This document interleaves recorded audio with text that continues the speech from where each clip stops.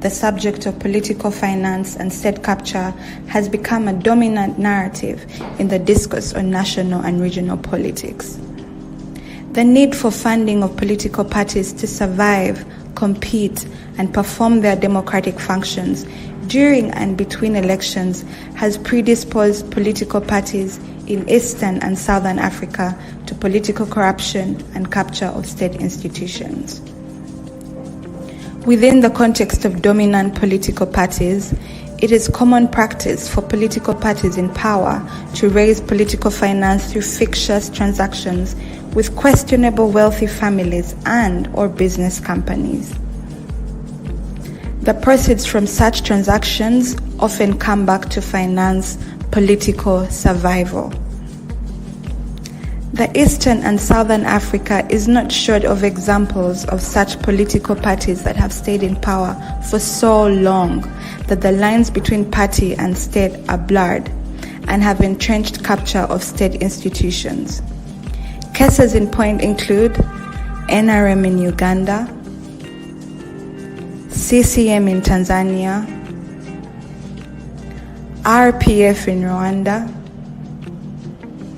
Zanu-PF in Zimbabwe, ANC in South Africa, among others. In all these countries, political competition is limited, undermined, and state institutions have become mere facades intended to provide legitimacy to governments. There seems to be a correlation between one party domineering the political space and capture of state institutions. Studies by ACFIM in Uganda, ASA in South Africa, AFRICOG in Kenya, and Dr. Teddy Mungwari in Zimbabwe have alluded to an established direct link between how the party in power governs and how it raises money to finance elections. In this Money in Politics webinar series, we take a detour to discuss political finance and state capture in Eastern and Southern Africa.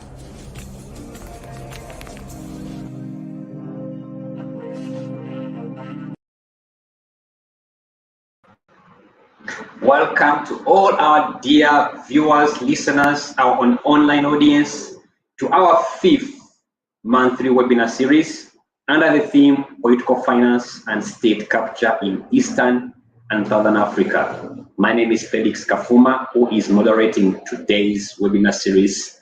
And with me, I'll be joined by 4 panelists, two from East Africa and another 2 from Southern Africa, and to discuss a very interesting topic that is very context appropriate and relevant to the times of the day: political finance and state capture in the Eastern and Southern Africa. You're most welcome. I'll be introducing them in a short while, but before I introduce them, let me take this opportunity to encourage everybody who is just joining us to like our YouTube page, ACFIM UG, so that you could be able to get the subscription, to get this, to subscribe and be able to get the notifications when we are going live with such similar programs. We are also live on Twitter. Our Twitter page is ACFIM, and we also live on Facebook. Our Facebook is ACFIM, and also we are live on LinkedIn, Alliance for Finance Monitoring. And this series is proudly brought to you by Alliance for Finance Monitoring, the political finance watchdog. And once again, to all our dear viewers and listeners, you're most welcome. Let me quickly do the introductions on who do we have in the room. Let me start with Dr. Teddy Mungwari, who is a scholar and holds a doctorate in communication science, also has mastered in the same area, media and social studies. He's formerly a lecturer at Kenyan University in Zimbabwe. He is currently a communication consultant, but he has extensively researched in the areas of human rights, and democracy, done work around political conflict and resolution, work around gender and social media, among others. He has published a number of articles and journals, and probably one which is of very great interest to even this discussion is the journal on the politics of state capture in Zimbabwe. Dr. Teddy Mungwari, you are welcome to this monthly webinar series. Our next participant is Grant Masterson, who is the current head of program governance at Electoral Institute for Sustainable Democracy in Africa, EISA. Grant has also done a lot of work around supporting African elections at regional and continental level, done assessments with African Union, SADC, the East African community, and also other international bodies. He has been part of election observation missions as well. He has also published a number of researches, and I think the most recent one, which I found interesting, is the legacy of multipartyism on political coalitions and when thinking in African elections. It actually speaks to state capture. He has also lectured in several postgraduate courses at the University of Witwatersrand in International Relations in South Africa, and holds a master's in arts from WITS International Relations. You are most welcome, Grant, to this webinar series. Thank you, Felix. Nice to be here. Our third participant is Kennedy Masime. We are having Kennedy Masime for the second time. He's been here before. Kennedy Masime is from Kenya, and he is a development professional and the executive director at Center for Governance and Development, an NGO that strives for an equitable and democratic society in Kenya. I understand that Kenya is preparing for elections and a lot is happening. Probably to be very good to have the context applicable in what's happening in Kenya at the moment. But Kennedy has equally superintended over a coalition that documented and exposed campaign financing malpractices at some point. Campaign financing has a relationship to state capture in one way or another, and I think Henry will be able to share that at some point. He has also observed elections. He's part of he's a member of Elections Observation Group, ELOG, a domestic election observers outfit in Kenya. Kennedy Kennedy is also currently pursuing a doctorate at University of Johannesburg. But what is important, I should mention here, is that AFRICOG is Africa Center for Open Governance, did publish a research entitled State Capture, Kenya's Inability to Fight Corruption. And it will be very good to really now have a discussion on how that is manifesting within context of discussion. You are most welcome, Kennedy. Thank you very much. Our last participant that I'm introducing is Henry Muguzi, who is also no stranger to this space. He has been here before. Henry is an electoral democracy expert and anti-corruption activist and a researcher, specializing on the area, very interesting area of money in politics. He's currently the executive director of Alliance for Finance Monitoring, and he authored together with Felix, he authored a very interesting book as the first research ever in Uganda, entitled Commercialized Politics and Captivity of State Institutions. Yes, that's the publication. Henry, you're most welcome. It's good to have you once again. Thank you, Felix and colleagues. Quite an honor to share this platform with you. Okay, like I said, we are live on Twitter, we are live on Facebook, we are live on LinkedIn, and we're also live on YouTube. So you can be able to catch this conversation. And I myself, for those who are just joining us, my name is Felix Kafuma, who is moderating today's fifth webinar series. And just to give a bit of guideline for those who are trying to follow the discussions, the way we are going to manage this space is that I'll give a preamble. I'll give each panelist about 6 minutes to paint a picture of what's happening in their country. And then there will be specific questions for the next 1 hour that will be fired to each of the participants. And then I'll open it up for a Q&A from the audience, and then we shall be wrapping it up at about 4 o'clock. So fasten your seatbelts and let's get this started. Starting with Grant.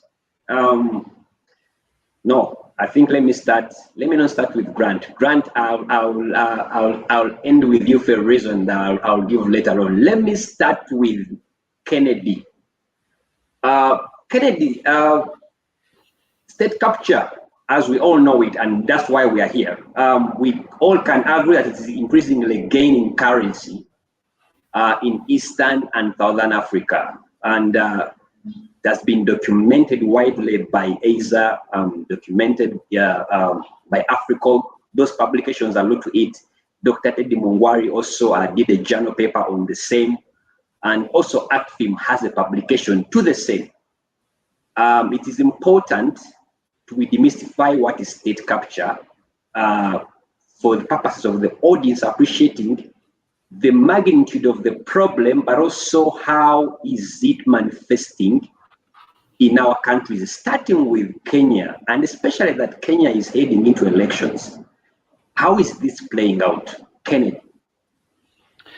Thank you very much. I think I'll begin by narrating a bit of our history as a country. For those of you who know, Kenya was founded on minority rule. We had a small group of white settlers ruling the country. So it was a privileged system of a few people exploiting the majority. When independence came, or rather, I'm getting ahead, the settlers, because of the climate and the environment, they settled in to stay for some time. But of course, Mau Mau happened. Mau Mau, you remember the resistance movement in Kenya in the early 50s, which reminded them that they were living on borrowed time. So as part of the reforms that they undertook, they engaged in counterinsurgency reforms. This basically meant getting into economic reforms that now incorporated the black majority, or some of them, into the system. And the way it was structured, first of all, it was rushed, and the way it was structured was that it was based on patronage. There was no African, middle class, because it was suppressed. So it was artificially propped up through patronage, where we now had a predatory political class taking over when the colonialists left. So independence meant the introduction of formal democratic structures, but the privileged system was not abolished. So there was a situation where a black minority is ruling the country.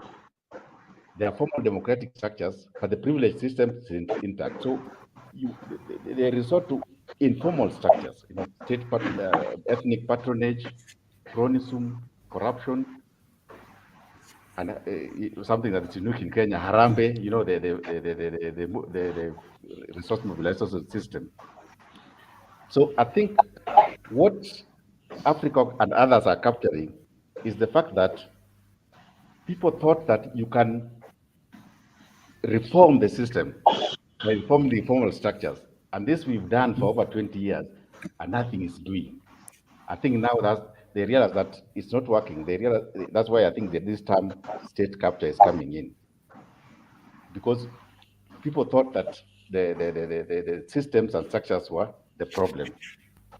But having done that, and even exhausted that avenue, we still have that minority domination.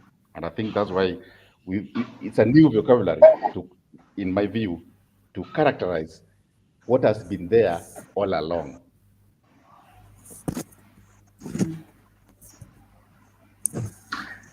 Yes, Kennedy. Let me bring in here, or I'll come back to you on now. How is, you've provided the history, but how is that now playing out currently? What are the new forms of manifestation in Kenya at the moment? I think it would be good that the audience benefits on how now the publication by Africog is signposting state capture in Kenya.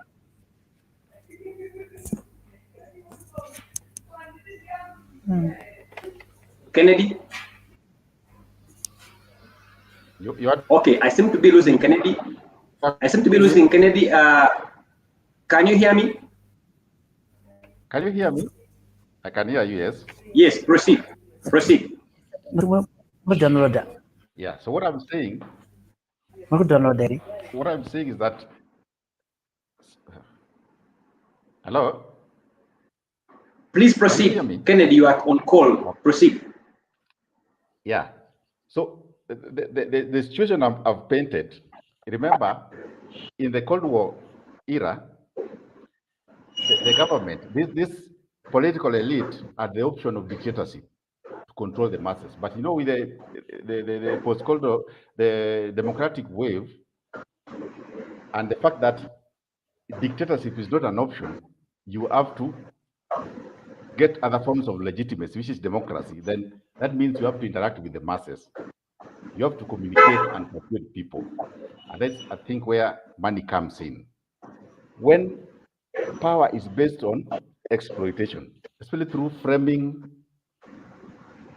and priming, you know, messaging that the interest of the elite, which is actually selfish, is the interest of the masses, especially when you bring in ethnicity. So normally the various ethnic elites paint themselves as the saviors of their very ethnic groups. And then there's competition. So that's where money comes in, because you have to go out there, communicate to people, mobilize, and it's a lot of money. And so the elite need money. And normally where they get this money is through, you know, corruption, procurement, and there's a symbiotic. There seems to be a symbiotic between this elite and minority groups. Like you have, you know, in Kenya we have a sizable Asian immigrants who live here, and they're actually Kenyan citizens, but they have an interest in the economy, but they don't have the numbers to formally influence policy.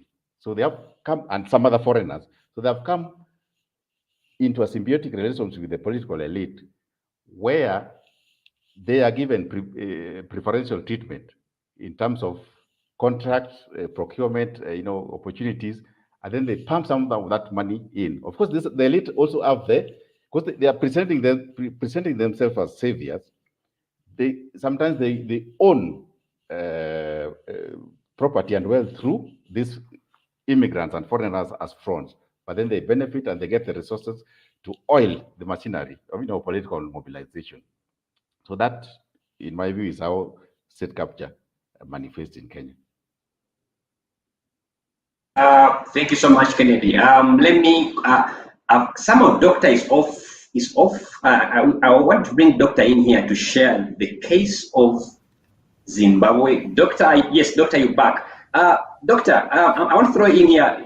Can you share the case of Zimbabwe? You've done extensive work on this area. What is it like in Zimbabwe? Can you trace the history? How did Zimbabwe find itself in the situation you describe in your journal of state capture, and how is it manifesting in Zimbabwe, Doctor? Okay. Good afternoon.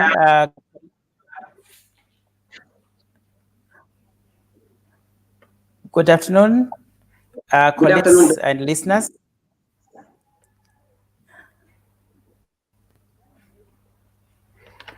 Yeah, let me give you the state capture in Zimbabwe, how it is unfolding.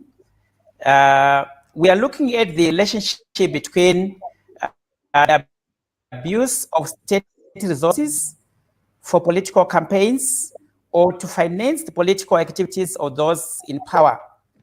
And in the case of Zimbabwe, We have seen this mostly in the lack of accountability by the government or the lack of clear demarcation by the government and the ruling party on the use of state resources in the campaigns.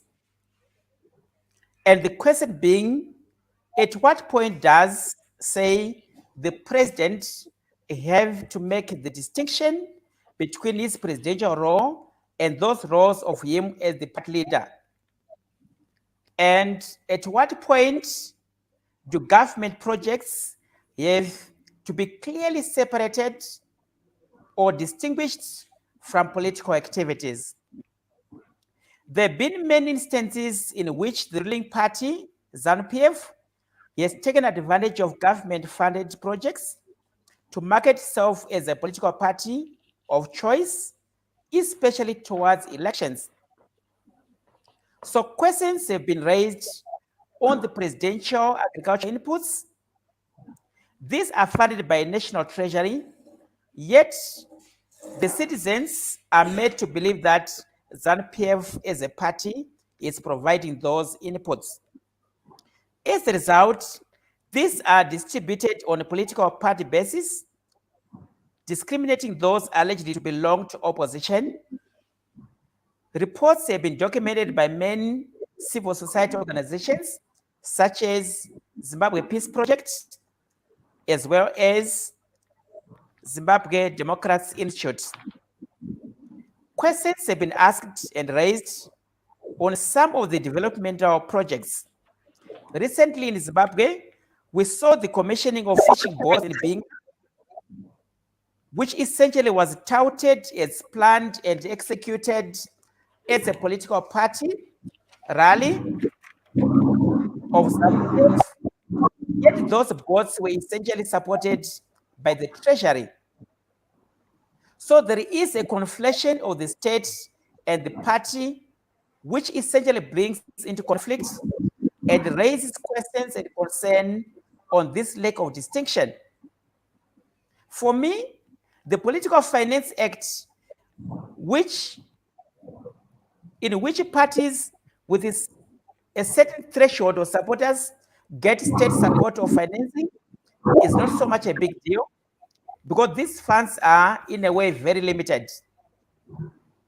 However, the ruling party, Zanu-PF, at some point, arguably, has used its captured costs to give funds to an opposition called MDCT, a party which was captured by the ruling party in the hope that there'll be a complete destruction of any opposition in the country. But recent elections, by-elections in March, have painted a different picture, that the MDCT is not a favored party at all, but a newly branded party called Coalition Citizens, which is headed by Chamisa. The question rather is on the use of the treasury for political campaigns, especially through what we are called projects that target the ordinary citizens. It could be drilling bores, it could be support with agricultural inputs, it could be various projects, including the commissioning of infrastructure projects like roads, in which we've seen all these events being turned into political rallies, where there is a party regalia, sloganeering, and direct political messaging. So, to what extent this is abuse of state resources to finance the political interests and activities of a given political party? If this culture is not stopped, then it essentially creates an uneven political playing field in which those in power abuse their positions to perpetuate their stay in power by their proximity to state resources. Let me say, in other countries, there's been a push for more transparency in terms of political financing, in which political parties have to declare their resources, which are then audited, or rather audit reports are submitted on who supported who That information to be in public, so this limits corruption, and it also limits the capture of the state by other interest groups. It could be foreigners or who have an interest in resource exploitation or interest in other issues in a given society. For example, in Zimbabwe, Chinese companies have literally been allowed to operate in every sector, with those in power having huge shares and benefits, it can be argued.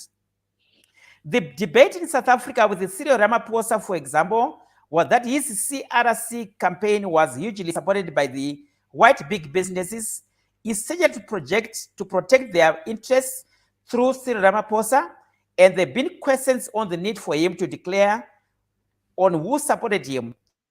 So if a presidential party candidate is supported clandestinely by interests, political or business interests, then essentially those would then have control in policy making. In Zimbabwe, there have been huge debates on allegations that Secunda Holdings had been involved in corruption deals that involved command agriculture program inputs that is kept. This culture of military-assisted overthrow for accountability and transparency is rampant in Zimbabwe, especially in terms of combined agricultural program. The CAP has been used as a resource extraction mechanism, or has strengthened the regime's revenue extraction capacity. Through CAP, the Zanu-PF or securocrats complex has been given uncontrolled access to state funds through its early Secunda Holdings, which is normally behind Tagure Kudakwashe, and a number of accumulated wealth through defaulting from repayment of inputs and making the state to pay the resultant cost through treasury bills. This will, in the long run, ensure that Zanu-PF politicians become better resourced for the electoral challenges. So the whole democratic foundation of the country can easily be overturned when politicians are financed by private businesses in an untransparent manner, because essentially, post the election, whoever is in power can then be controlled remotely by those that are financing the campaigns of the political party or candidate. And we know from various studies that once private businesses or private interests are involved in the financing of political activities in a manner that is not transparent, then democracy is subverted. And the interests of the people are subsumed by the narrow personal interests of either business or political interest groups. Kudakwashe Tagure allegedly controls several economic sectors like banking, fuel, agriculture, mining, construction, where he gets tenders. So the broader question, I think, is how do we make processes of political financing more transparent? Oh, okay. My all right. As you on that one. I'm just concluding. Yes. My proposition is that political financing, especially of the parties that are in power or showing significant support, must be made more transparent. There should be a clear demarcation of state projects from those, so that there's not going to be any abuse or capture by those that are in power. And as you are seeing in the case of Zimbabwe and see across much of Africa. In conclusion, I would say, I think there should be stop capture and abuse of state institutions such as judiciary, police, military, RBZ, among others, so that we have a clear democracy in a country. Thank you. Thank you so much, Doctor. You listening to Zimbabwe, it's as if I'm in Uganda. Henry, let me bring in here, Henry. Henry, do you see some common strands from the submission of Doctor coming to Uganda? So, yeah, to Uganda. Thank you very much. Wherever you're watching us from, let me start by saying that over the past 2 decades, Ugandans have been awakened to media reports of decisions being taken in a manner that does not follow established rules and procedures. And over the past 1 month, there's been a flurry of scandals that have awakened the population to something else. It's as if the regime in the power has just decided that let me overwhelm the population with scandals so that the citizens can become numb. Now, there has also been an escalation of authoritarianism, and there is every indication to show that the country is tending towards the monarchism, where political power is likely to be passed on from father to son. It's pretty much a situation when we normally joke about it, that when a hunter who normally returns home with a hunted wild animal, this time around returns with a goat, just to know that something has gone wrong, because then he has looted it. So it's for me to be able to now navigate the complex choreography of state capture in Uganda, I have to take you back to 1986. In 1986, a junta, a group of military junta calling itself the National Resistance Army, took over power in Uganda. It came with 3 wings. There was a military wing called the National Resistance Army, a legislative wing called the National Resistance Council, and an executive wing called the National Resistance Movement. Immediately, it took over power. It captured not only political power, but everything that went with it. The first thing that was seen was the issuance of Legislative Notice Number 1.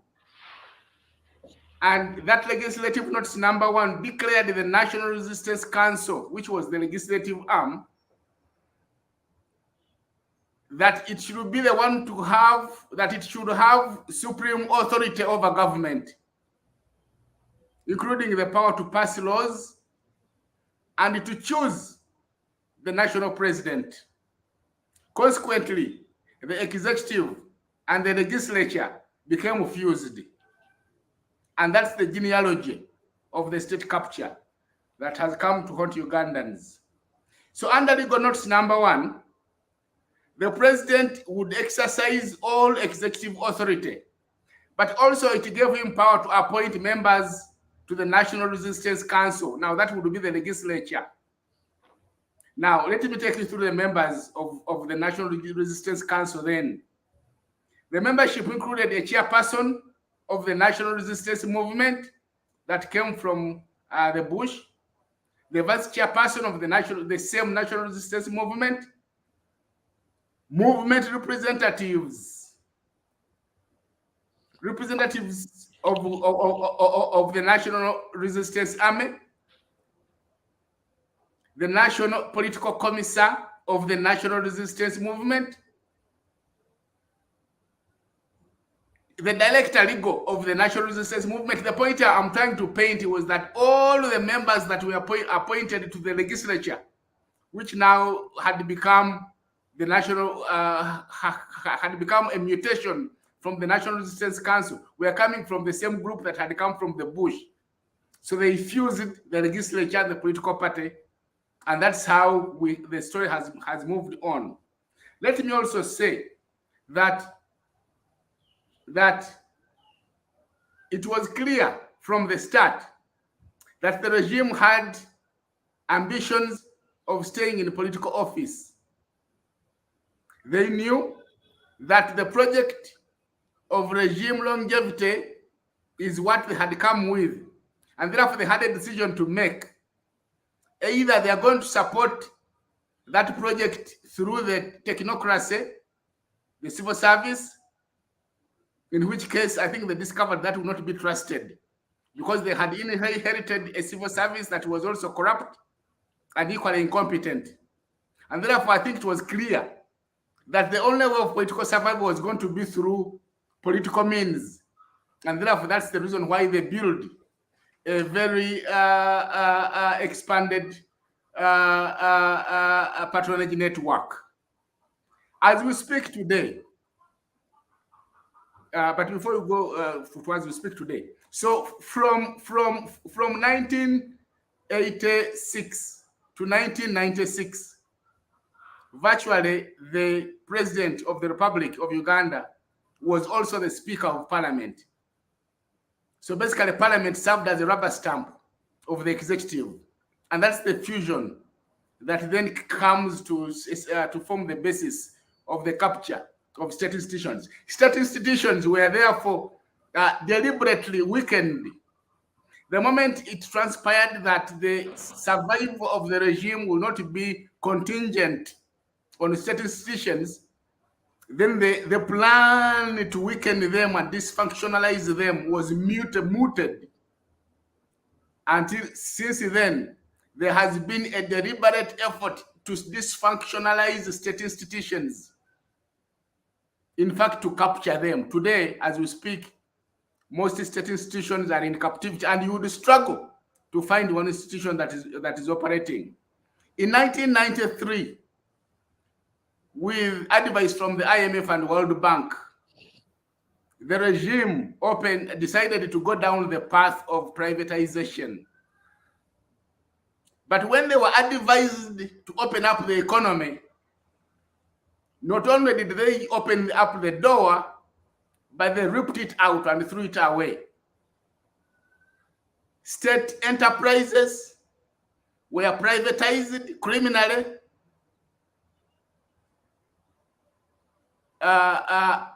to meet and satisfy the selfish interests of the men and women that had assumed government. This was this saw the emergence of what came to be known as the Ugandan mafia, or if you like, you can call them the Ugandan oligarchs. Men and women who suddenly found themselves in a lot of wealth and acquired state institutions, often after paying $1 or $2, and then entrenched the economic power, and the proceeds from this entrenchment would then come back to support and finance politics and ensure the survival of the regime. We began to see a form of syndicated corruption. And of course, the proceeds of this corruption still came back to finance politics, which is why you will not be surprised to find that since 1986 until today, a small number of Ugandans have continued to enjoy and swim in the waters of wealth and splendor, while the bigger number of Ugandans wallow in poverty and squalor. You would also not be surprised to find that whereas the economy of Uganda has been growing at 8% on paper, this growth in the economy has not translated into what people are feeling in their pockets.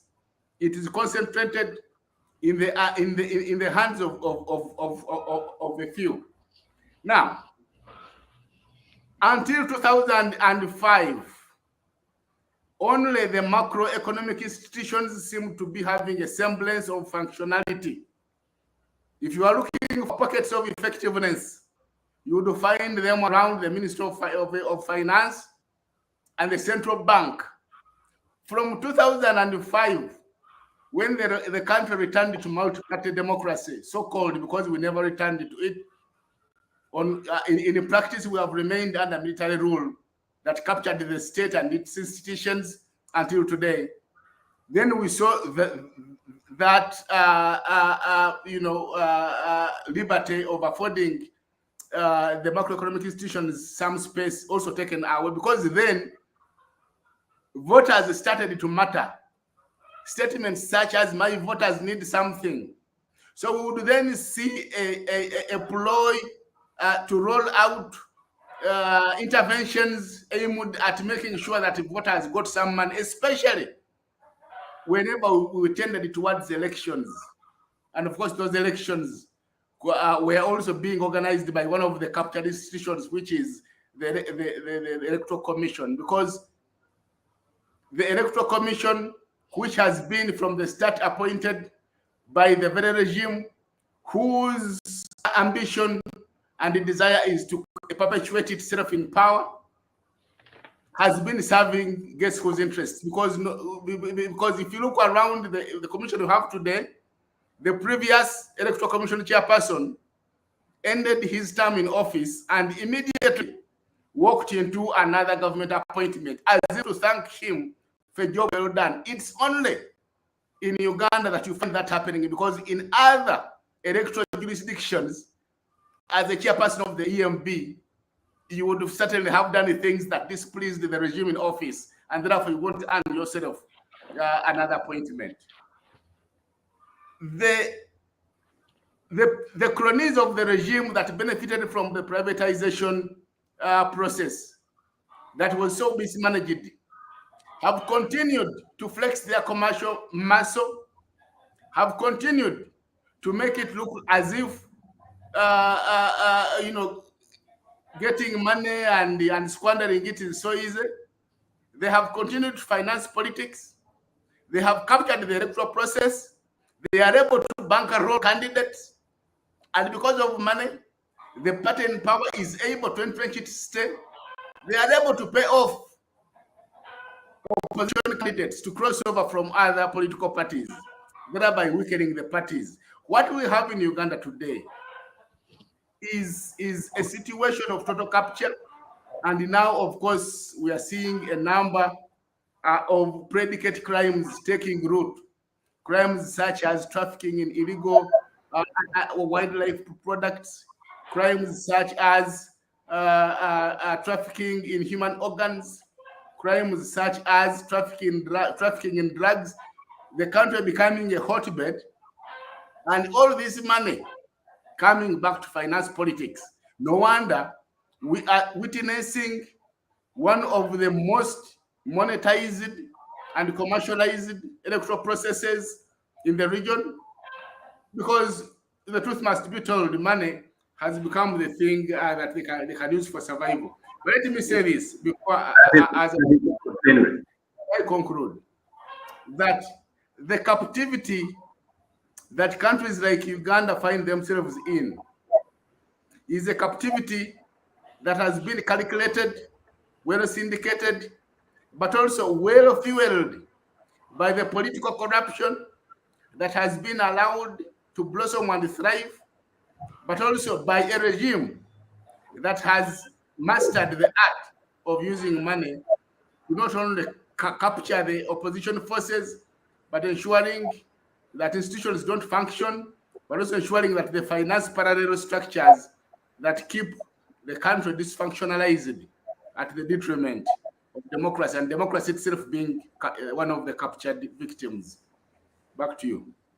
Thank you so much, Henry, for a very interesting detour of where we began from and where we are in terms of state capture. Let me come to you, Grant. I promise that I'll make you last, because I think you have a PowerPoint presentation, but also the fact that I think the first country to document state capture at length, I think it's South Africa.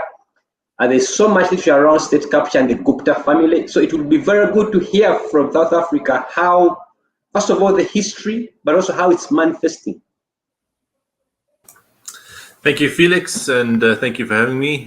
Look, I think the state capture commission that you're referring to is still ongoing, although we are now getting the reports from the Chief Justice Raymond Zondo, who has spent years and a huge amount of state resources in documenting the many testimonies of government officials as to just how deep the influence of corrupt practices, rent-seeking in the South African government has gone.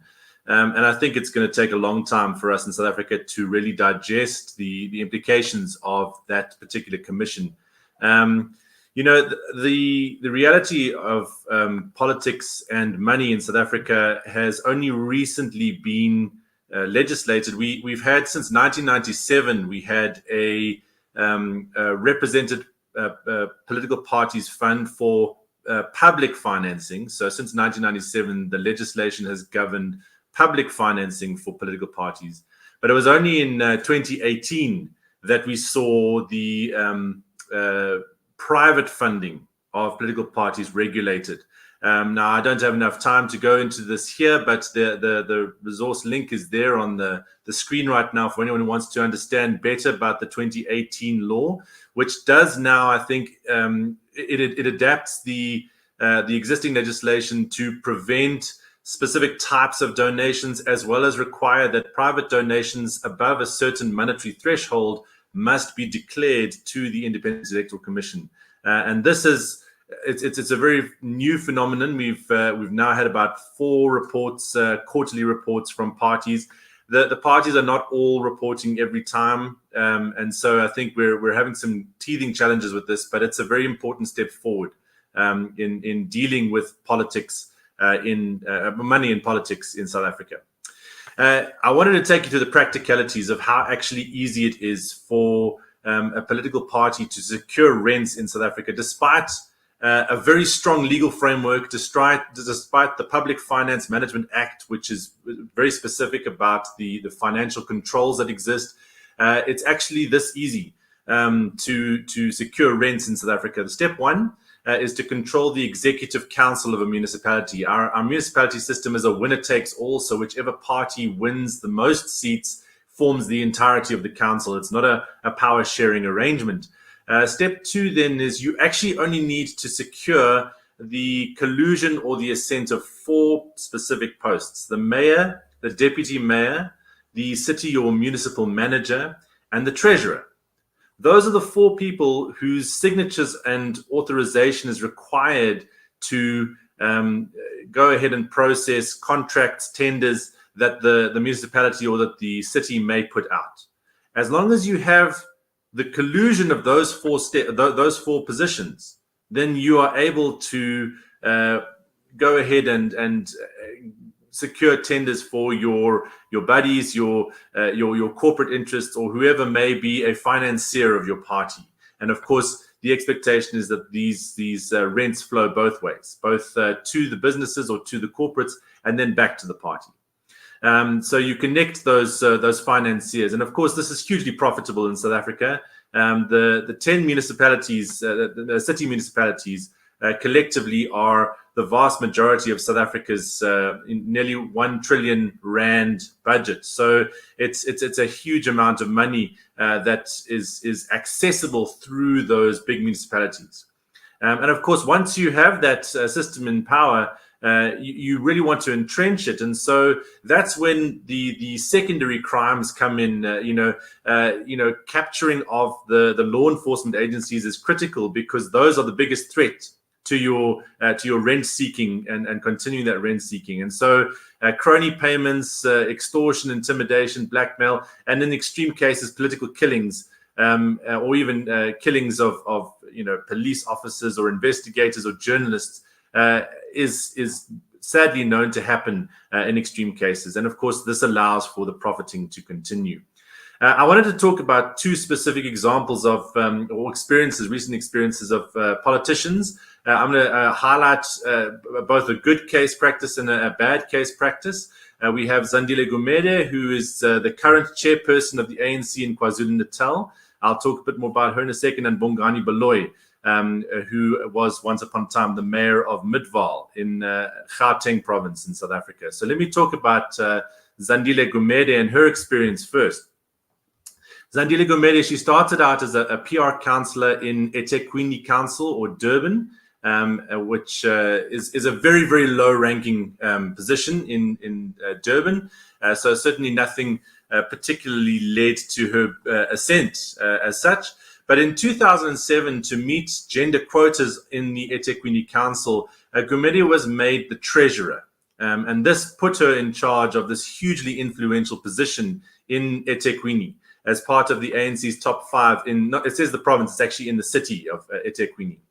So this put her in touch with all sorts of business people and corporates during her time as the treasurer, and this allowed her through her exchanges to provide access to eThekwini's 52 billion rand annual budget. And so this was very much a you scratch my back, I scratch yours kind of scenario. This position that she held as treasurer elevated her own personal power hugely, to the extent that she became the mayor in 2016 of eThekwini.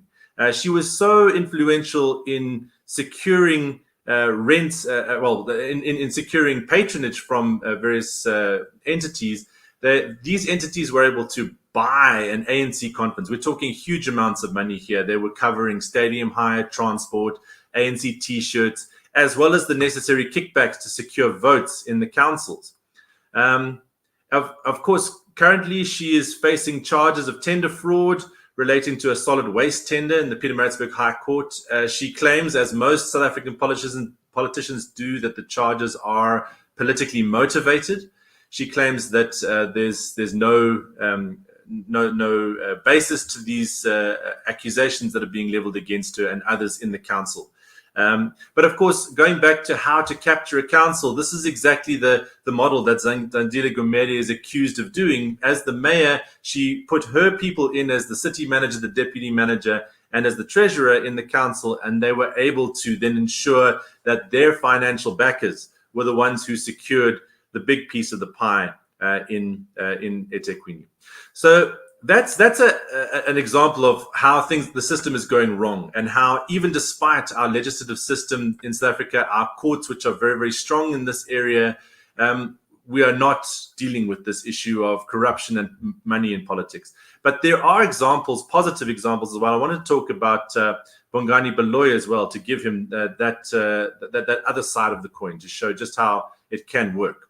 So Baloyi was elected as a PR councillor in Midvaal, same trajectory as Zandile Gumede, also a very low-ranking position for the Democratic Alliance in Midvaal in 2011. He became the mayor of Midvaal in 2013 as the youngest mayor ever in South Africa at 34 years age. Subsequently, there's now been a mayor who's elected who is younger than him, but at the time he was the youngest. And Midvaal under Baloyi returned 6 consecutive clean audits. And this was not a case before he came in. He turned the entire municipality around. It was rated the best performing municipality in Gauteng by various ratings agencies. Once, as the mayor, he ordered a spot check of the entire municipality staff for traffic fines. And he went all the way to the top. Even the municipal manager himself was found to have unpaid traffic fines, which recovered for the municipality over 100,000 rand. And I think that the point here is that when you have in South Africa those key elected positions where the mayor and the other key staff are committed to running a clean council, in actual fact, it works very, very well. And so we have here both sides of the coin, that the system can work, the system can be manipulated. And here are examples of both. Now, I do want to make the point here that Gumede relied hugely on the money that she needed to secure her ascent in the ANC. And Baloyi benefited from a very peculiar moment in the politics of the DA, where the DA was trying to bring in a lot of young black leaders to change the image of the party. And Baloyi was one of those people. So he almost didn't require the same extent of patronage that was required in the ANC at the time. And as a result, access to money was not quite the issue at that time in the DA as it certainly has been in the DA for a while. Without access to significant sums of money, it's almost impossible to secure your election in key councils. In various political parties, certainly the ANC being chief among those. So I do think that was important. And interestingly enough, Baloyi has subsequently left the DA, and he's now joined a new upstart political party, Action SA, where he is enjoying a sort of a second political life right now. So very interesting for me to just look at the practical ways in which these rents are sought, the way in which they are used to advance and elevate someone. And of course, the postscripts to these two politicians, very interesting. Zandile Gamode has come back into politics. She's been re-elected as the chairperson of KwaZulu-Natal ANC very, very recently, despite the ANC having a policy of persons who are facing charges not standing in their position. And of course, she immediately, when she was elected, said she thinks that policy should be done away with. Baloyi, no longer part of the DA, part of Action SA. The challenges go on. We have a very strong legal framework in South Africa. The issue, of course, is that when a particular party is determined to circumvent the legal framework, it can be done, and this is exactly how it's done. Thank you. Thank you so much, Grant, for those two classic examples. And I think we're listening to what Zandile, how he finds himself in that situation, brings me to the next question concerning how the relationship between political finance and state capture, because that speaks to, she needed the money for a political career and she ended up transacting at that level. But let me come to back here in Kenya, Kennedy. Yes. You are currently, Kenya is gearing up for elections. Yes. And now this makes this question very context specific. From your perspective, sharing Kenya's experience, can you try to draw a relationship between political finance and state capture, especially in Kenya? Yeah, there's a direct relationship. Like I told you, we have a minority group of political elites dominating the system, but they have to show that they get there and maintain power legitimately, as the campaigns and everything. So over the years, you just mentioned while introducing me that in 2007, we monitored campaign financing and did a report. So what we saw was that the motor vehicle industry was financing candidates. And immediately after the elections, normally in Kenya, we have the Land Rover and the Mercedes are now Prados are the main vehicles for VIPs. But following that elections in 2007, all of a sudden, of course, it's camouflage in terms of austerity measures. Volkswagen Passat became, because of the lower CC, became now the standard vehicle for VIPs. And you could see a direct correlation between campaign financing and government policy in that instance. Goldenberg, as a scandal, one of the major scandals in Kenya is very clear, where people of Asian origins funded the government and in turn made money for themselves. And I think that thing almost collapsed the economy of Kenya. In government, when people come to power and they know they will be getting into elections, as you have heard, Kenya, it is 24/7 campaigning. You swear in and people embarked on the next phase of campaign. So the elites who capture executive power populate state parastatals, especially the energy sector, with cycle funds and proteges and stooges who just use the state parastatals to raise money for the next campaign and political campaigning. So we have a lot. The sugar industry, for instance, licensing for sugar import. First of all, since 2002,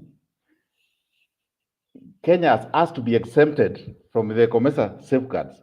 I remember there's a workshop, I was the rapporteur. and they asked for 1 year to put their house in order. And that was 202. This has been asked every subsequent year, including today. The issue is simply our sugar factories being mismanaged. There's the issue of sugar imports. So when someone is given the licenses, you become a billionaire overnight. And of course, you remit some of that money into the election campaigning. So when you have this kind of elite in power, that means institutions are compromised. Parliament, for instance, in 2010, we did reforms, constitutional reforms, to make Parliament, on paper, the most strongest institutions. But in substance, it doesn't work. The committees are bought by interest and the executive. The Anti-Corruption Commission, the Kenyan National Commission on Human Rights are being undermined deliberately. I mean, there's a musical chair. Sometimes terms lapse, and it takes 1 year before the new group is appointed, just to make sure these institutions are weak. They're not funded properly, to make sure that they don't have teeth to interfere with the spoiled system. So there's a direct relation between campaign financing and politics and state capture, for that matter. Thank you so much. Indeed, Kenya is a very interesting country concerning what happens at the election time and how money really plays a big factor and the interest at play. Let me come to Doctor. Doctor, this question really, whereas it's applicable to every participant here, I think Zimbabwe is a very interesting case. What is it with the domineering political parties? We've seen South Africa has the ANC, Kenya has KANU, Zimbabwe we have Zanu-PF, and back here in Uganda we have NRM. But why is it? Why do we have dominant political parties akin to state capture?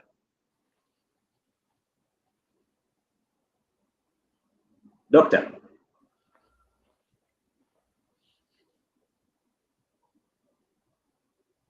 Okay, I think Doctor is held up. Let me throw that question to Doctor. Are you back? Doctor, did you get my question? Okay, Henry. Let me bring in Henry here. Henry, you are very familiar with the power NRM as a party, dominant party has. Why do we have a situation whereby you have dominant, and if it's non-dominant, it is the party that transited the country from colonialism to self-rule. And you find that these parties become so strong and dominant and end up capturing state institutions. Why do we have that dominant narrative? Thank you, Felix. And of course, the reason you are calling them dominant political parties is because it is in their DNA to want and crave to hold on to power for the longest time. And unfortunately, the longer these political parties stay in power, the more the leaders of them get to be delinked from the views and opinions, but also from their words. Many of them, as a matter of fact, do not bond with their words. They preach water and they drink wine.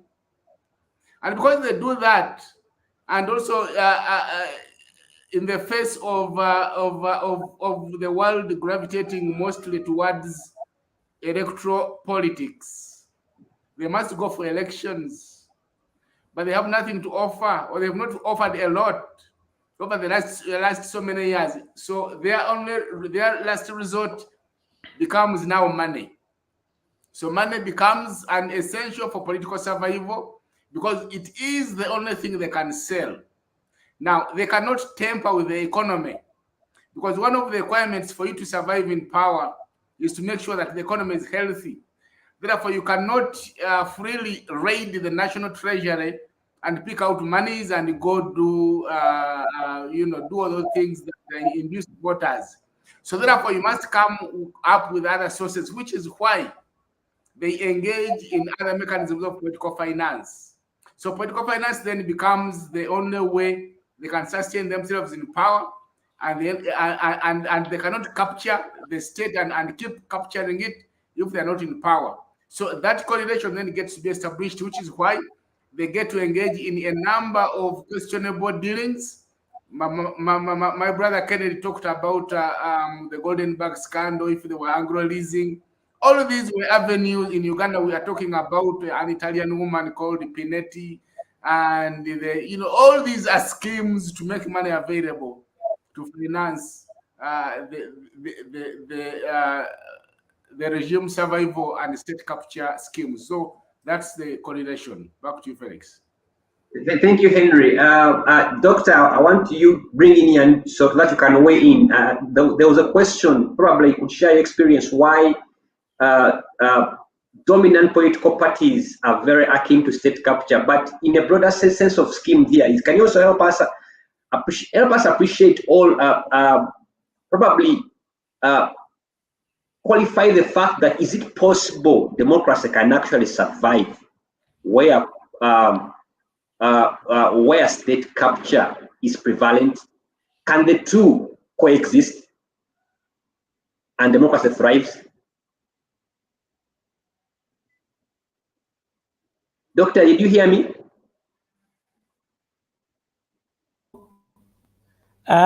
Sorry, I was experiencing a bit of network disconnection there. Do you mind to type the question so that I can see, then I respond? I think now that you can hear me, the question is, quickly, the question whether, is it possible for democracy and state capture to coexist and then democracy thrives?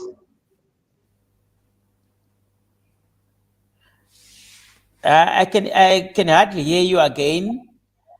I'm suggesting, is it possible that you can type the question there on the private chat? Then I can just respond immediately. Okay, doctor.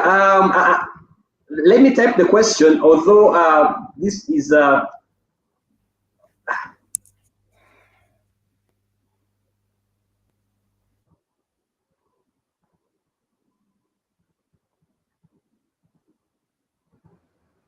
maybe Grant can be answering for the meantime.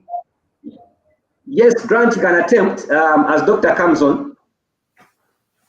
Yeah, thank you. It's a tough scenario to envisage whether or not democracy can survive, because honestly, the purpose of state capture is to perpetuate the system of rent seeking, as I described earlier. It's not a case of you work hard to secure the rent, to secure the patronage, and you get a system of extreme wealth that generates extreme wealth for an elite few, usually at the cost of services, of basic state services and other things that the state is expected to provide for its citizens, because these are tax dollars that are being stolen. It's very difficult to see how a state survives democratically in the context of extreme state capture. South Africa is grappling with that, as you said. Right now, we are digesting the Zondo Commission on State Capture report. The consensus is that if this is the normal state of affairs, then the state in South Africa is being rendered incapable. It's being rendered hollowed out. And at that point, democracy becomes an irrelevancy, because the state perpetuates its power through illegitimate means. We are not quite in the situation here, as Henry was describing, in Uganda, where it's almost an impossibility at this stage to envisage regime change or renewal as such, because as he points out, the system is designed to sustain the power.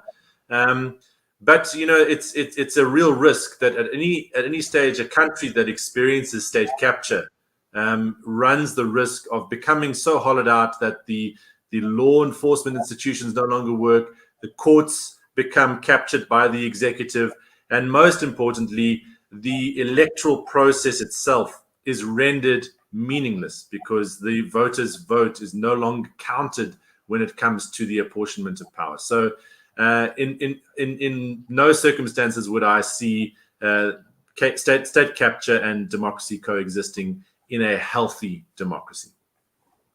Okay, all right. And as a follow-up to that one, I'm still with you, Grant. So, practically speaking, how can citizens resist capture of their democratic processes and state institutions? Because we simply can't sit and say, okay, we are captured. What can be done? Thank you. Very, very difficult question to respond to. There are some basic things that are essential in combating state capture. One of the key elements that you need to fight state capture is a functional judiciary. And that's really where some of the challenges lie in some of our African states, is that when the judiciary has become captured, then the citizen doesn't have recourse to hold the executive or the legislative branches accountable. And that's a very, very dangerous situation. But let's assume for a moment that you do have some degree of judicial independence. Then it requires citizen activism. And actually, when you look at what's happening in South Africa right now, there has been in civil society, in communities, a resurgence in sort of autonomy and looking after ourselves and taking care of ourselves that has come back as the state has retreated from providing basic functions. Now, that's not an ideal circumstance, but it is a natural progression from the state being hollowed out in communities where the expectation that the state will provide basic services has just evaporated. And then, of course, with that active citizenship, the most efficacious way to deal with state capture is to vote that particular government out. In the case of South Africa, we are seeing the ANC's electoral returns declining. I wouldn't say that means that South Africans have voted them out yet, because the other side of that coin in our conversations in South Africa is, well, if you vote the ANC out, who do you replace them with? Who can you trust more than the party in power? And so there is always that issue that faces the voter's dilemma. Yes, we know who we don't want, but who are we prepared to trust with this? And of course, in some West African countries, they have a saying that rather vote in the man whose belly is full than the man whose belly is empty, because of course the suspicion is once you vote the new guys in, they are very hungry, they're ready to eat when they get to the trough. And so this is, of course, the voter's dilemma. But if you want to deal with state capture, ultimately you have got to renew through the democratic process and replace the government, which has demonstrated that its interest primarily is in seeking rents and securing patronage for its particular personal financing. Thank you so much, Grant. Quite interesting. Yes, Doctor, I can bring you in here. I hope we'll be able to hear you. Doctor, please. Unmute. Doctor, unmute. Great. Okay, thank you. I think my apologies, colleagues and listeners. Yes, let me respond to the question: can democracy thrive where state capture is prevalent? No. Let me give you an example of examples of what is happening in the country Zimbabwe. You may reckon that after the elections in 2018, there was a stalemate, and the opposition, then MDC Alliance, they did not accept the vote, so they filed reports to the courts. Then, well, maybe the world revealed what happened in the courts there. So in a way, we can say that in Zimbabwe in particular, the courts themselves, the judiciary, is actually captured by the ruling party. It's a very unfortunate sad for democracy, because whenever the opposition or parties would want to complain, they have to go through the courts, and unfortunately the courts again, they don't deliver justice in many times, as has been seen previously. And again, let me still hammer on the judiciary there, how it is captured as well. Just recently, There's been a lot of debate and questions raised by about the who is the legitimate opposition leader. Is it Monsora or Chamisa, Nelson Chamisa? And despite the evidence that Chamisa had a huge number of parliamentarians, members of parliament, what happened was that through judiciary, what happened was that Monsora he had to recall a huge number of MPs which belonged to Chamisa alliance then, and as well as the councillors. Then what happened then was that the original MDC alliance, they didn't have any representation because all the MPs were recalled, and the majority of MPs were recalled by Monsora, was captured by the ruling party as well as the councillors. This is why we had just a week ago with the March by-elections in March, in which Monsora himself, who had been captured by the ruling party, did not even win a single councillor, not even a single member of parliament.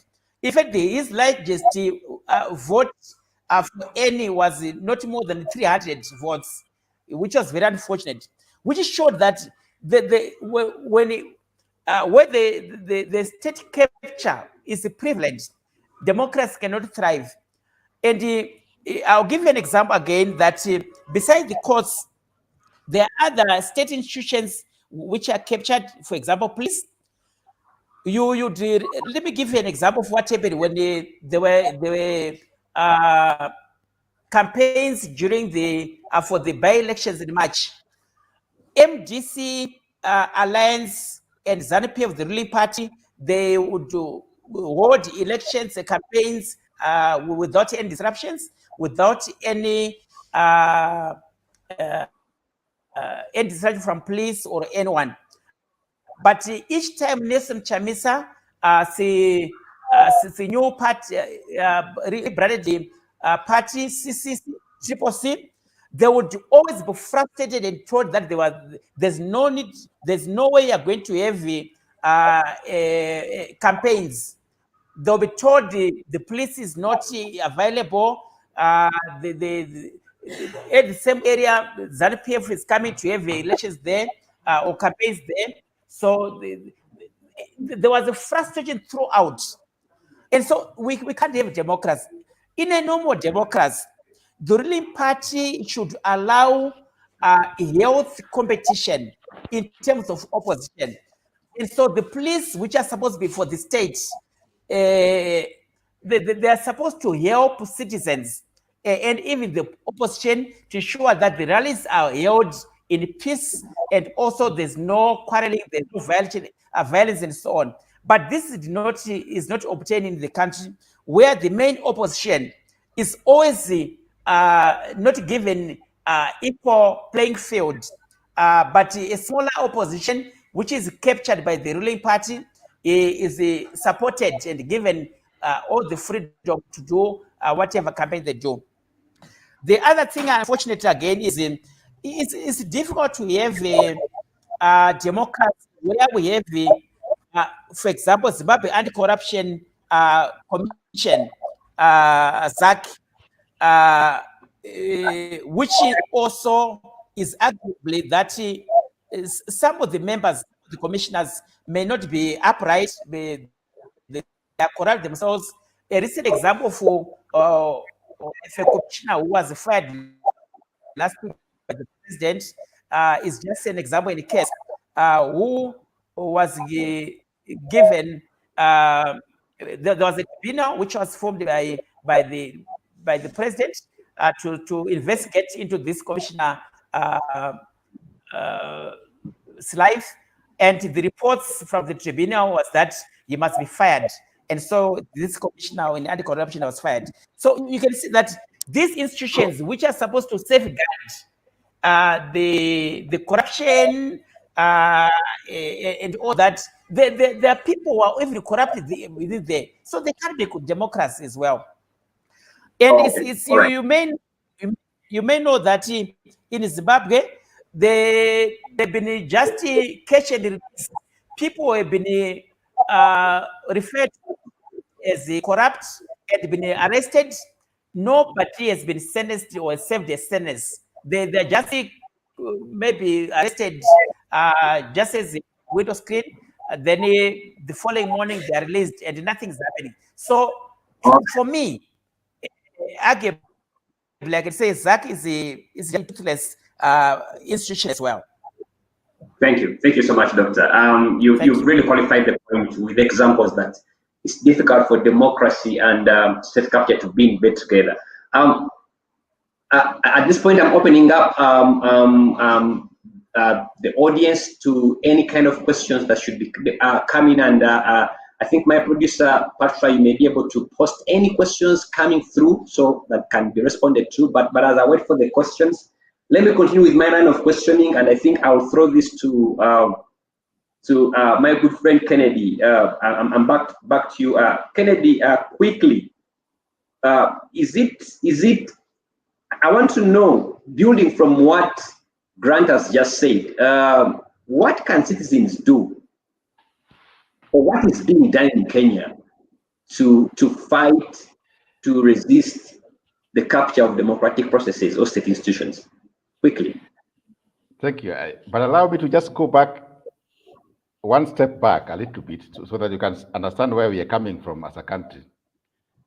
Everybody in this panel talk of a dominant party. Lucky for you. For us, we don't even have a party. The individuals are so suspicious of mass participation that they can even not allow party to thrive. People used to talk of KANU as a dominant party, which was a fallacy because it's just rode on state structures and the provincial administration. Once it lost power, we no longer talk of KANU now. In Kenya, we have parties that are changed like socks. Even a sitting president cannot allow himself to, defend his own seats on the same party. So we don't have parties, and they're deliberately being undermined. So you can understand a situation where we are now going to the elections. We have parties that are being formed now. Individuals sit together, decide. Now we call it consensus. Party nominations, forget about those ones. People sit together, especially the elite, the narrow elite, sit together and identify one of them. You've had echoes of dynasty and atlas, but of course, that's a mischaracterization. I think the oligarchy is much broader. But coalitions of political elites sit together, decide the lineup. And it's relevant to the question you just asked me, in the sense that democracy is a question of choice. We don't have a choice. You deal with what you are given. Now what they do is the nominations are symbolic, but now they are even getting more present. It's called consensus. So parties, especially in the regions that they dominate, come together and they give you the lineup. So the window of operation or leverage for the citizens, it's very narrow. So I can say that perhaps the only way is for the citizens first of all to capture their space, which means you will start from maybe the local community which you can control, maybe the party branches, but the game is played in such a way that you have no say. So it's a show. I mean, it's like elections, big money spending, a lot of noise, but the choices you are allowed is quite narrow. So it's quite tricky, I would say. All right, it's quite tricky, Henry. And I know that for a long time, you've been one of those people who has pushed for an independent electoral management body. It's a challenge in Uganda, social it's a challenge in, I think Kenya surprised us in the previous elections. We are waiting to see a Kenya happen in Uganda. But a question to you, Henry, if the credibility of EMBs is the subject of debate, is there a way citizens can resist the capture of EMBs and electoral processes? Is it possible? It's a tricky one because, Felix, when state capture prevails, it captures institutions. when those institutions get to be captured, they would become more accountable to the captor than to the citizens. And when the institutions become more accountable to the captor, the EMBs, the electoral management body, actual management body as a part of the institutional framework is also captured. And this captor is so resolute and determined to hold on to whatever they've captured because their survival depends on it. So normally, often what we are seeing in Uganda is that citizens have been so debased that you sometimes get to ask yourself whether we even have citizens to talk about, or people merely occupying a country. And therefore, I was reflecting on what Grant shared, the issue which he called citizen activism. Citizen activism would prevail where you have citizens, people that feel they belong to that country. In captivity, where a small number of individuals, Kennedy called them the economic political elite, control all the levers of the economy, and the rest of the citizenry are wallowing in squalor and poverty. And a person whose worry is the next meal may not necessarily be interested in resisting and seeking to get back their power. And therefore, you get to see that these captors have been so, I called it at the beginning, a complex choreography of captivity, because they have calculated this and entrenched it over time, that it will take us some good time. But however, I think it's important that we get to restore hope within the citizenry. It's important to do things differently.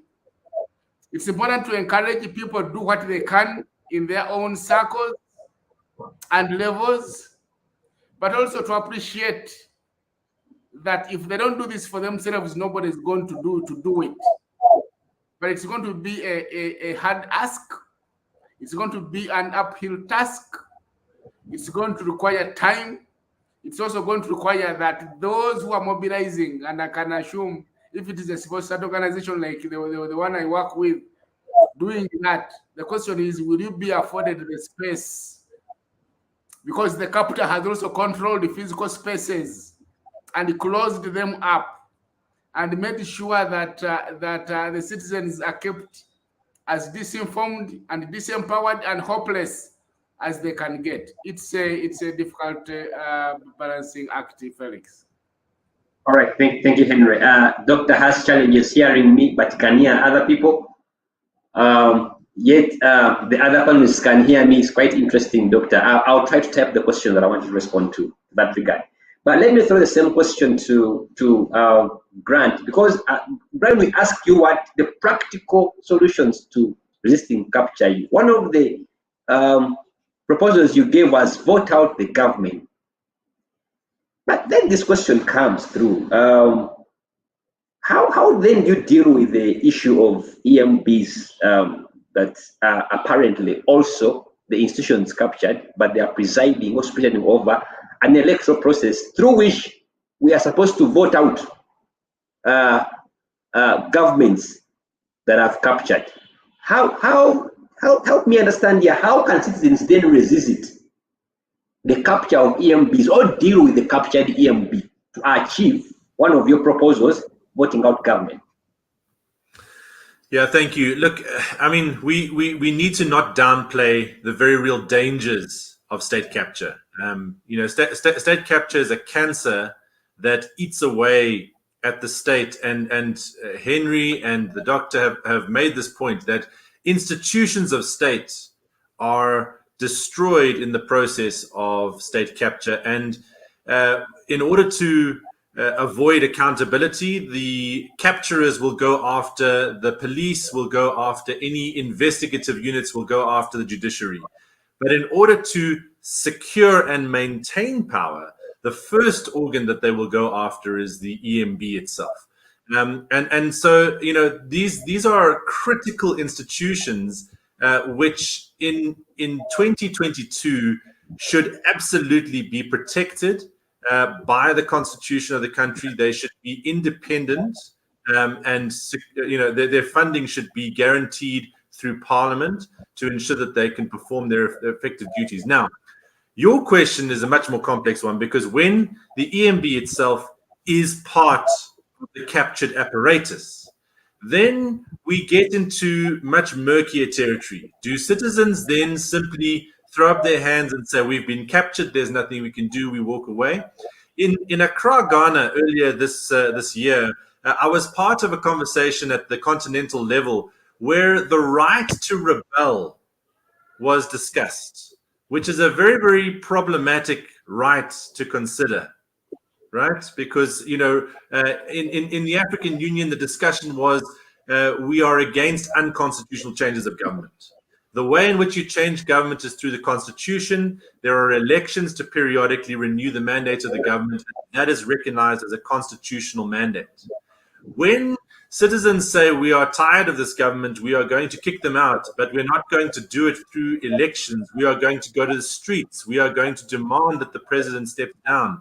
As we've seen in Sudan recently, as we are seeing in CAR, as we're seeing in many other places around the continent, we're seeing the return of unconstitutional changes of government, where there has been a refusal by the citizen to accept the capture of the electoral process, which is why at ISA we take the electoral process so seriously, because it is essential to avoiding entering into that other conversation on the right to rebel, which is not a clear-cut right at any stage.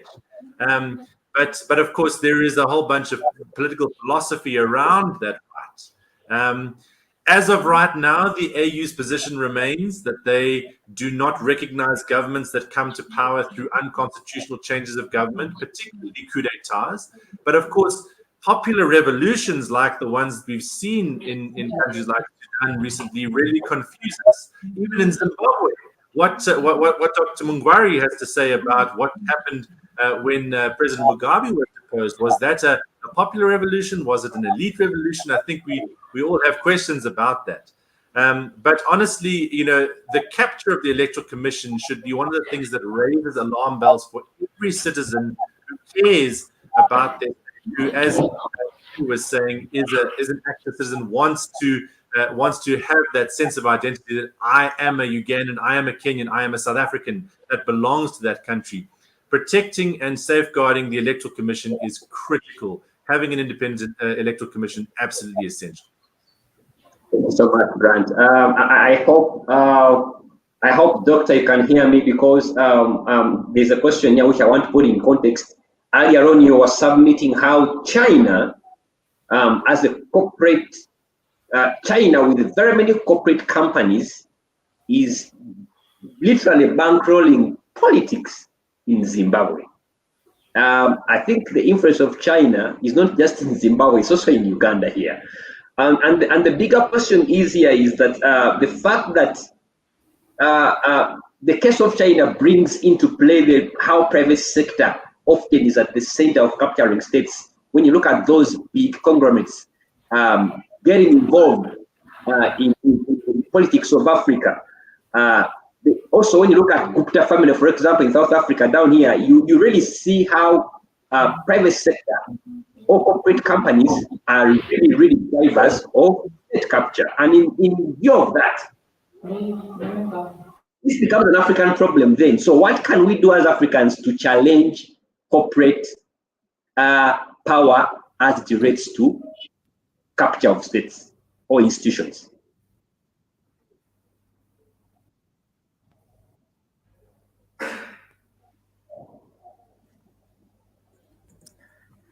Hello, colleagues. Yes, I'm back again.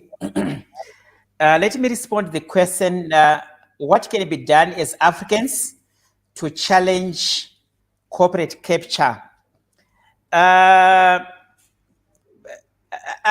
think what should be done here is collective efforts by citizens and other institutions concerned. In the first place, the most important organ to use is the national constitution. If the national constitution is respected by the executive, the judiciary, by the legislative framework, and so on, then there will be very little and limited challenges in Africa, in any African country, or in any society. The challenge we have is that in Africa, Zimbabwe in particular, the constitution is not so much respected.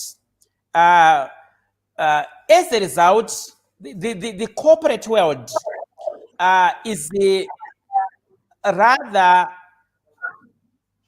absorbed by the ruling party or those people in power. I'll give an example in Zimbabwe, then we can relate, maybe replicate to other African countries. Let me give an example of CBZ. It's a very big bank. CBZ is controlled by a very powerful person, or maybe I could say it's controlled by people such as Kodakwa Chitagurei, who is an ally of the ruling party's president. And if such a big commercial bank is captured, as an example, then all the monies which are entrusted in such a bank, for example, for Command Agricultural Program, then even they are defaulters, who are, of course, the allies of the ruling people in the ruling power, they hardly pay the loans they would have taken. And so what happens, it becomes a burden to the citizens, because the taxpayer is going to foot the bill, because all the costs are going to be transferred. Now the treasury is going to pay in terms of treasury bills and so on. Now the challenge is that the citizens will continue to suffer at the expense of very few people are benefiting from a small cake, which is supposed to be shared equally. And sometimes the corporate, if you know, towards elections, the corporate world, normally they are not forced as such, but there's a hidden question that they must also donate money towards big rallies, for example, and maybe towards supporting those people in the power, the ruling party, and so on. And because of fear, because the fear of the unknown, that the companies may be closed, they give lots of money, and these monies are not even audited. Earlier on in my presentation, I said there's need for clear auditing, but this is not done at all. Who has supported who? What money? Where did you get? You as a political party, where did you get the money for your campaigns? That is not done. So the corporate world normally is forced and coerced to give the money to the companies. And so the corporate world in the entire Africa should ensure that they should not be forced by any power that be. They should not be forced. They should use their constitution as a company, as a corporate, to say this is how we operate, this is how our books are audited, and so on. So I think there's need for unity and also democracy to be enshrined in courts, in the constitution, so that those corporates are protected by the courts and they're protected by the constitution as well. I think that's my take. Thank you so much. Thank you so much, Doctor. I think it's a question where I would love to get everybody's response. And let me come to you, my good friend here in Kenya. What do you think? Because I know Kenya is suffering from this problem equally. The corporate capture. You just talked about how the companies that produce vehicles became very active in sponsoring candidates. But this is a problem of Africa. what realistically can be done to challenge corporate capture? Because this is corporate capture. Thank you very much. And I got disconnected temporarily. I hope you didn't miss me. So what I will say is, I think the corporates are able to achieve what they achieve because we give a lot of discretion to a few individuals.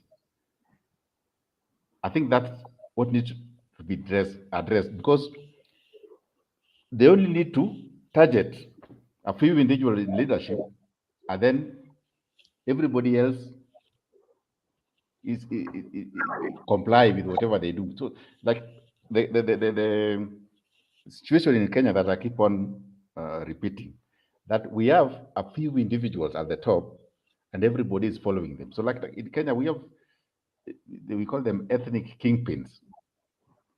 So you go to a region, you only have to deal with an individual, single individual, and then everybody else toes in lines. Once he's convinced, if it's a question of parliament and voting, everybody will be whipped in line to vote for whatever preferences you or the favors that you want.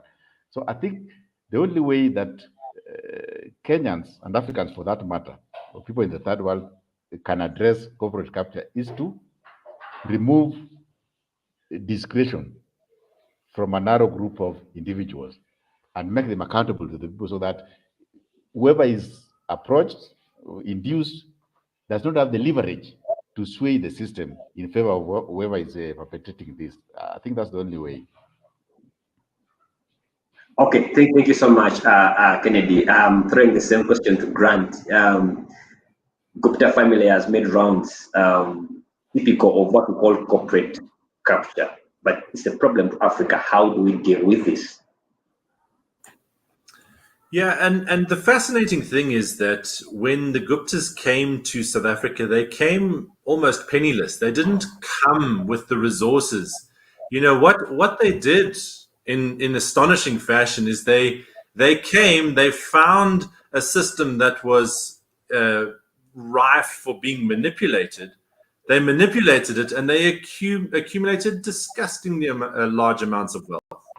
You know, the wealth that they've made, which they've stashed somewhere off in the Emirates, and we were struggling to get them to come back and account for.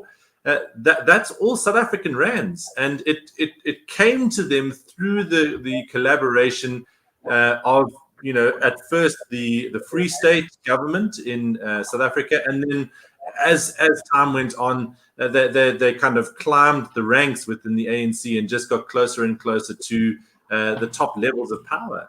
But honestly, you know, the system itself had safeguards built in, but the very people who were supposed to protect South Africa's citizens against what the Guptas did were in actual fact collaborators in that process.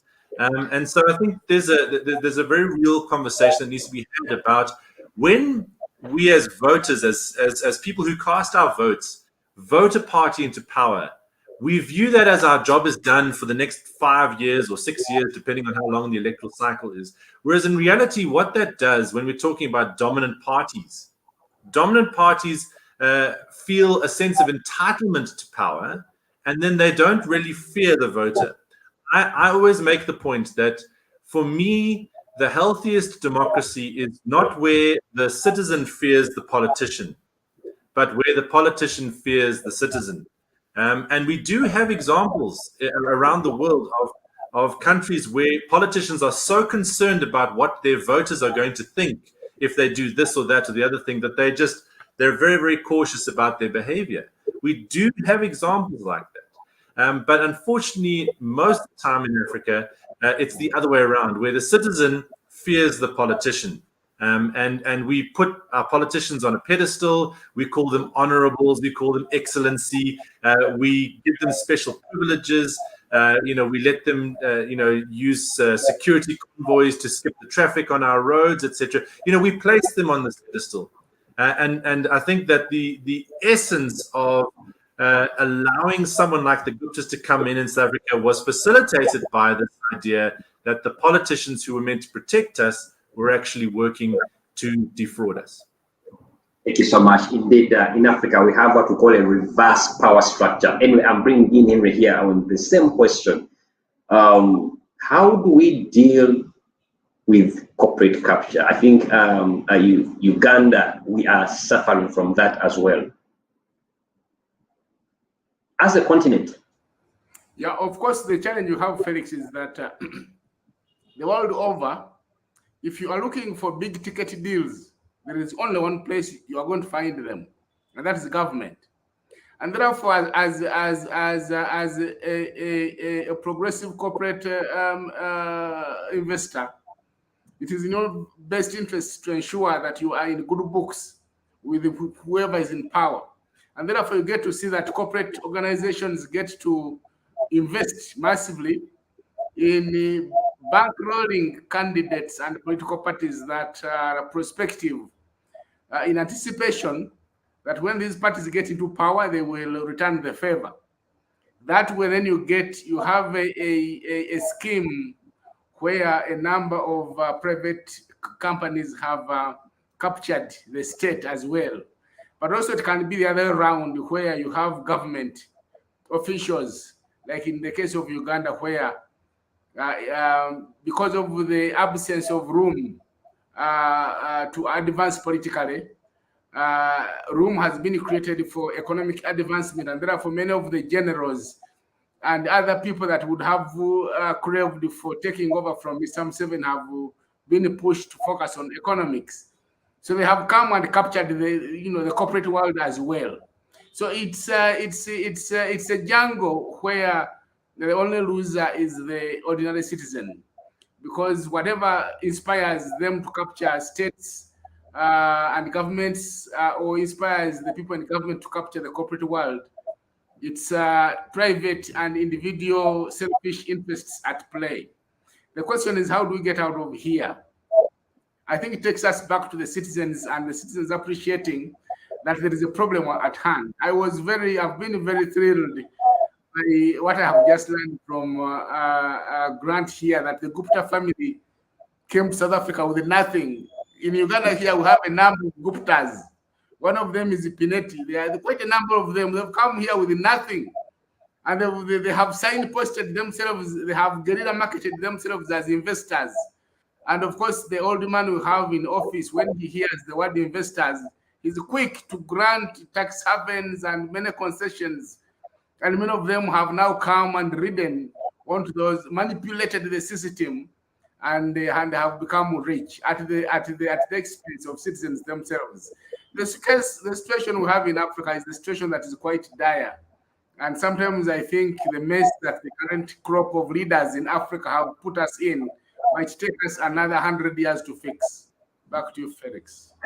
Thank you so much. And there was a question that came through from Gerald, probably Patrick, can you flash it again, concerning the capture of opposition political parties? I think he was referring to a case of South Africa. Yes, that there is an emerging trend of capture of opposition political parties by ruling parties in Africa. What is the context of South Africa with the case of point of EFP, the one that of Malema, among others? Grant, I'm throwing that to you to respond. Thank you, Felix. Thanks for the question, Gerald. Yeah, I think he means the Economic Freedom Fighters, or EFF. That's Julius Malema is the leader of the EFF. Yeah, look, you know, the EFF is a particular example. You've got to remind yourself that the EFF is actually a breakaway faction of the ANC. It was the youth wing of the ANC that was taken with Julius Malema when he was kicked out of the party, when he fell foul of Jacob Zuma during Jacob Zuma's time. And so before that, as much as Malema and the EFF like to create this distinction in people's minds between themselves and the ANC, Malema came through the ANC structures, and he learned all of the same lessons that the elite politicians in the ANC have learned about how do you secure your funding, where do you get your revenue streams, the importance of patronage. And the EFF has established strongholds in Malema's home province of Limpopo and in other places where we're seeing the same types of behavior by the EFF that we see in the ANC. And that shouldn't be a surprise to anyone, because the EFF is a party that emerged out of the ANC. Now, some EFF supporters might take a sort of issue with that statement, but the reality is that the top leadership of the EFF were once upon a time senior leaders in the ANC. They learned all of those lessons in the same way, yeah, I think we should be very, very careful just to say let's change the color of the curtains and expect that the new government will somehow be more honest. We have to evaluate the performance, the history. You know, it comes down to being active citizens once again, and part of that active citizenship is actually paying attention to who are the options when we have a chance to elect. A lot of the time, we get citizens saying, "Oh, it's impossible. All of these politicians are corrupt. There are no good choices." But you have to make a choice. So I always say to people who say to me, if there's no good choice, then choose the least bad choice that is on the ballot paper. Do your homework. At the very least, we should have the least bad person here elected into government. So still, you should do your homework. It's never an excuse for us not to do our homework as citizens. Indeed, the English gave us options of if it's not bad, it's worse, and if it's not worse, it's worst. So you know that you can avoid the worst and deal with the worst, or avoid the worst, deal with the bad. We have about 8 minutes to get out of here. It's just enough time for one question that I'm keeping brief. Each one can have a comment on it, and then we wrap it up. Starting with Kennedy, is legislation practical, one way of dealing with state capture in the context of Africa, looking at, for example, Kenya? Can legislation handle the problem?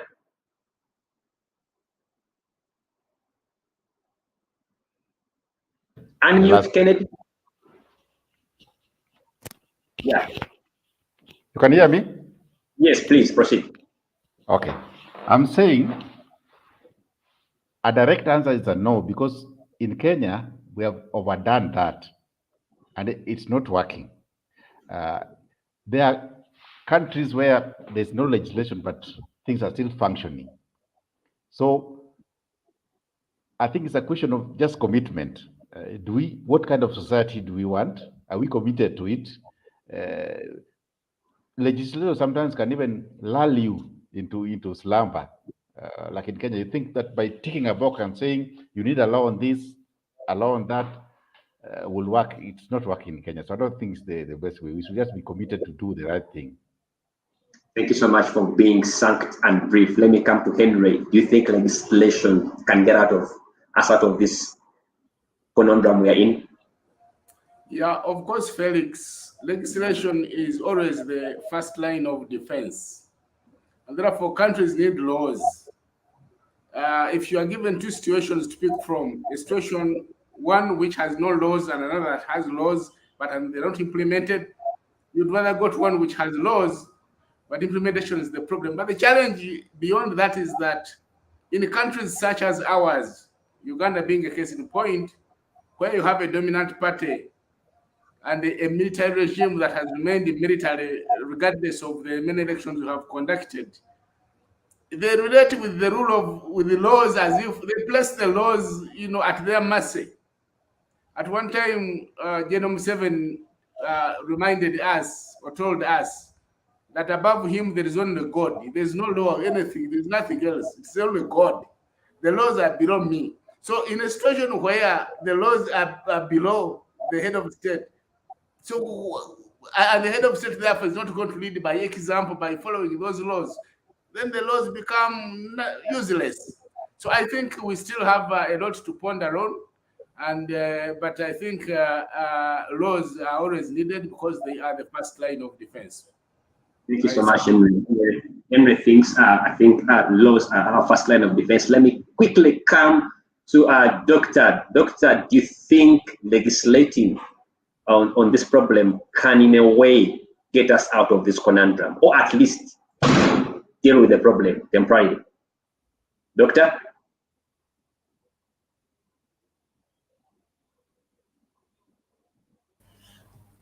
Hello. Your question, please. Sorry about that. Okay. Doctor, as I type doctor's question, let me bring in Grant. Let me bring in Grant as I type the question. Grant, that question also applies to you. Well, I like Henry's answer that you'd rather have laws than not. You'd rather have good laws that are well constructed and are not perhaps shoddy laws and they've just been put there as kind of a lip service. Absolutely, you would rather have laws than not. But of course, we're talking about state capture in this discussion. And state capture, the purpose of capturing the state is to circumvent the laws. It's to get around them, to render the laws irrelevant. So to hold up the law as the tool through which we are going to combat state capture doesn't make sense, because state capture, by its very nature, it accounts for the legislative framework. It says the constitution is there, the laws around public finances and public financing of political parties and corporate financing of political parties is all there, but we are going to get around it. And of course, once capture has become endemic within the system, then you change the laws, exactly as Henry said. So we can't rely on the law to combat state capture. And the lesson that we are learning painfully in South Africa, as I keep saying, we are digesting the State Capture Commission reports. There has been a real betrayal of trust by the citizens of South Africa, by the ANC, because the State Capture report is about the conduct of the ANC in government. And when we read that report, it's impossible not to feel that real sense that we've been betrayed. And South Africa, all the laws to combat all of these things that have happened in South Africa. So the law did not save us. And so we keep coming back to this active citizenship, an active and supportive judiciary, and we cannot take our eyes off of our leaders for a minute.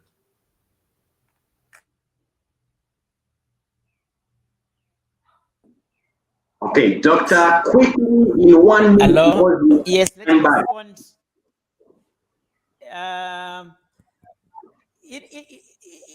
Ideally, the legislation should actually deal with the problem of state capture. That's the ideal situation.